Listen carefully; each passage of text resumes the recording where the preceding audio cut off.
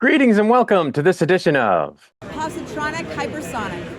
Positronic hypersonic. Positronic hypersonic. I'm Barry P. Cook, and I'm here to talk to you about the latest episode of It. Welcome to Derry. It was called Neibolt Street.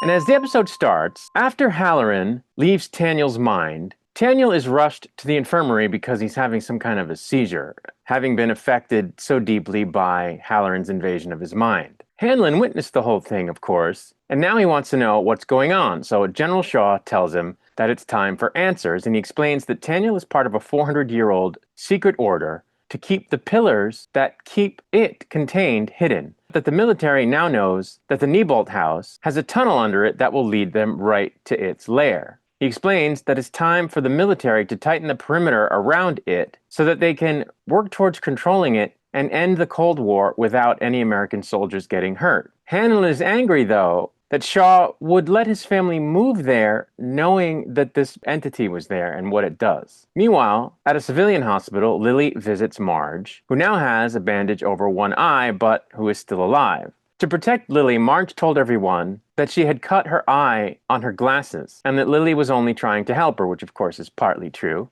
And then Lily tells her that she doesn't know if the entity will attack again, but that if it does, Marge won't be alone. Later, by herself at the hideout atop the standpipe, Lily sees a tent set up. And then, impossibly, the once feared dead Maddie peers out, alive but very weak, asking for help. He tells Lily that the clown kept him alive to feed on his fear, and that he only got away because it sleeps during the day.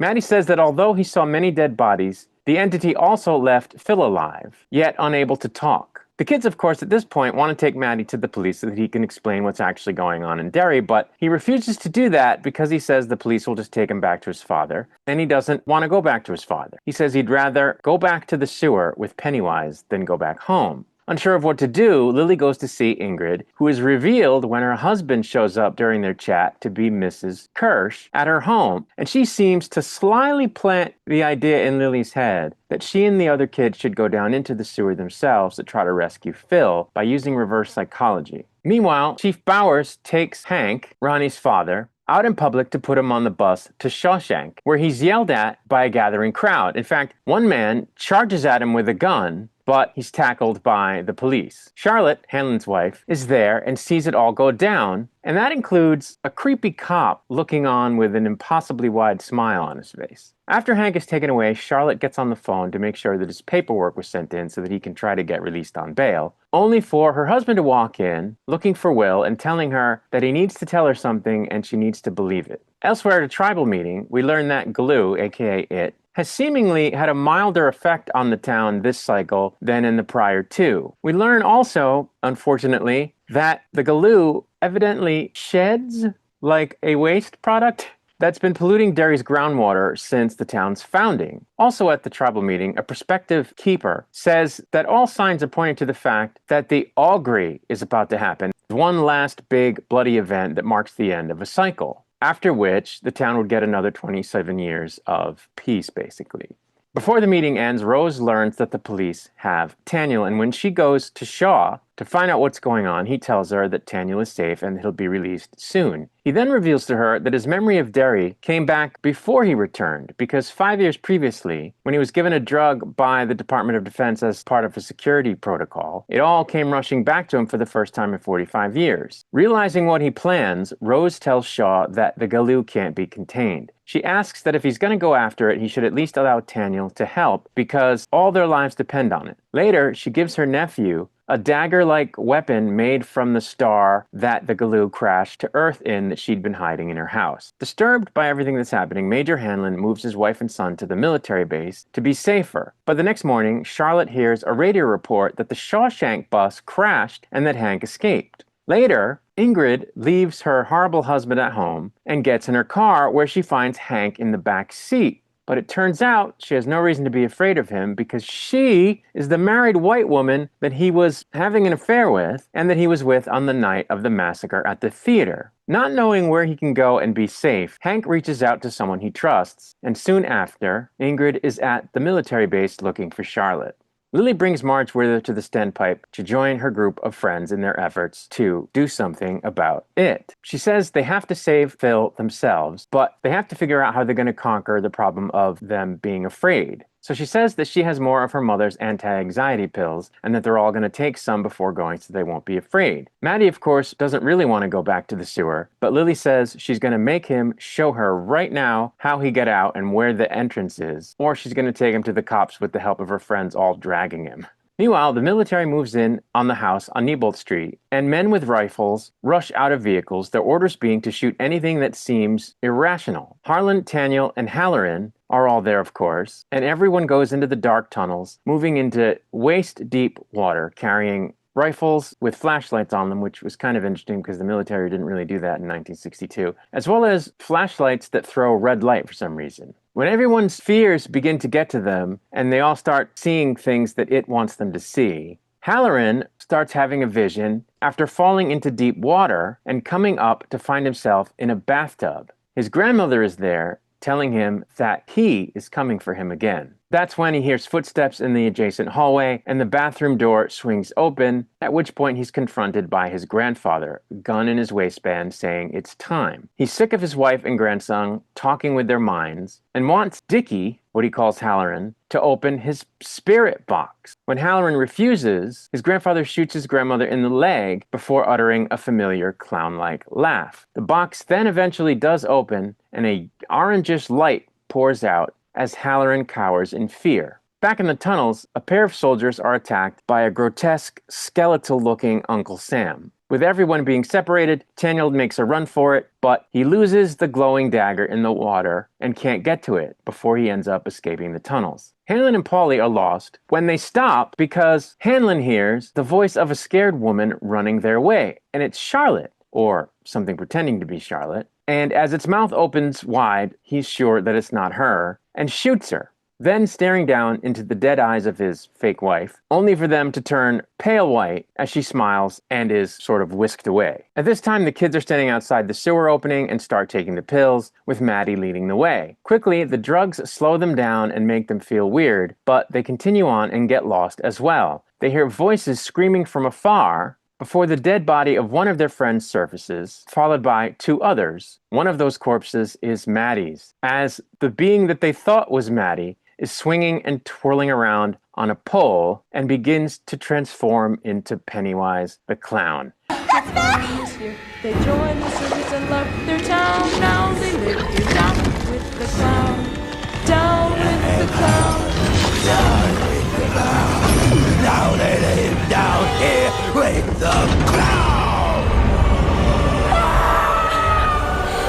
Duck and cover, kiddos. He then chases the kids, who all go off screaming, at which point Lily falls and is left behind, struggling to catch up. Elsewhere in the tunnels, Hanlon and Polly hear the kids screaming, and Will runs right up to them and, of course, is relieved to see his father, but his father thinks it's just a false vision and fires his weapon. But fortunately, Polly, who was able to see Will too and realized he was real, stepped in front of the boy and took the bullet instead. With his last breath, he then tells the Major that it's okay and that he only wants him to make it count, after which the Major picks up Polly's body and tells the kids to run. Lily, of course, is still all alone and lost at a dead end in the tunnels. She cries out, but no one can hear her, except, of course, for Pennywise, who taunts her by saying, "You couldn't save Matty Boy," before turning into a vision of her dead and mangled father, and then back into Pennywise. But then, as he charges towards Lily with his huge, gross, toothy mouth all open wide and ready to eat her,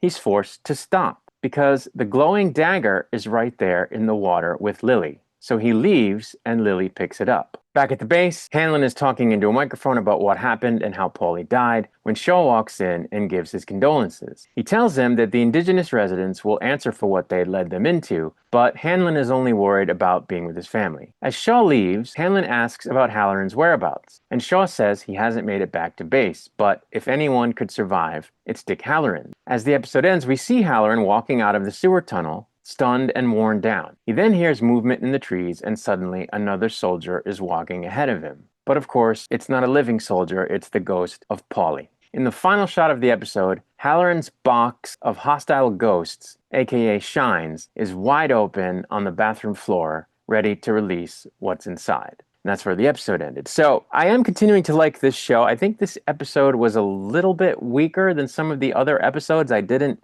feel quite as jangled by the stuff that's going on. I think that's because as the mystery unravels, we know more about what's happening and it's less spooky because you know what it is, you know what I'm saying?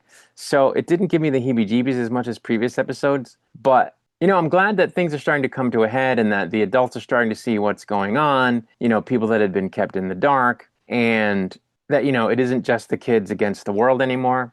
Of course, it was great seeing Pennywise in the flesh, as it were, for the first time. It is a little bit jarring to realize that the kids were hanging out with Pennywise the whole time and didn't know it. Like, that's kind of a mind warp. So that's cool. It's clear now that Ingrid is Mrs. Kirsch, and that being so, it becomes more likely that she's the daughter of Bob Gray, who is, of course, the person that it killed and took over the persona of, making her its sort of quasi-daughter, which I think is going to explain why she has her own clown costume and goes around still using it, and why she's only pretending to be like a good guy, because she grew up in the circus and then at some point with it as her dad. So yeah, that's going to be a heck of a revelation for Lily, and it's just going to make her even more out of her mind with grief. But anyway, we got that revelation, and we got the revelation that it is her that was having a dalliance with Hank, Ronnie's dad. And we have to wonder if there's an ulterior motive there. Like, is she doing that because it's part of its plan, or did she just happen to actually like him? Is that kind of a side thing, or is it part of her machinations of working with, Pennywise? We're going to have to see. We also can surmise at this point that before the season ends, we're going to get the one big bloody event in the form of the fire at the Black Spot, which we know happens. So that's going to be coming up. And this episode kind of confirmed that we're going to see it this season. We learned that it poops. I think we could have done without that particular revelation, but it apparently poops, and that's what sort of poisons the town, because they're all drinking the water that's tainted by the it poop, which, oh boy, you think they'd all be dead by now. But anyway, we learned about that, and we got to see what Dick Halloran's grandmother meant by keep your lid on. She's talking to him about his spirit box, which was introduced in Dr. Sleep. And it's a sort of mental box for people who have the shine. And in the novel, we learned that Dick's grandmother taught Dick how to take hostile shines or restless ghosts and lock them away inside a mental box so that they can't hurt him. And, this, of course, is a skill that he ended up teaching Danny in Dr. Sleep. So the question becomes, what all, is locked in Halloran's box? What kind of evil spirits? Clearly that of his grandfather. And now that the lid is open, what does that mean? Because, in Dr. Sleep, Danny is able to use the spirits in his box to his advantage. But they're also locked in there for a reason, so that they don't mentally mess up the people who have the shine that are around them, or that would otherwise be around them. So now that the box is open, in his mind, what's going to happen? Is he going to go Looney Tunes for a time? Is he going to be able to weaponize these, restless ghosts? What's going to happen? We don't know, but we're going to see in the next couple episodes. We only have 3 left now, which sucks. I wish it would go on much longer, but the season's going to wrap up in 3 episodes, and, that starts next week. For now, I'm going to get out of here, but I will be back then to do a breakdown and review video for episode 6. And on my way out, of course, I want to wish you peace and long life.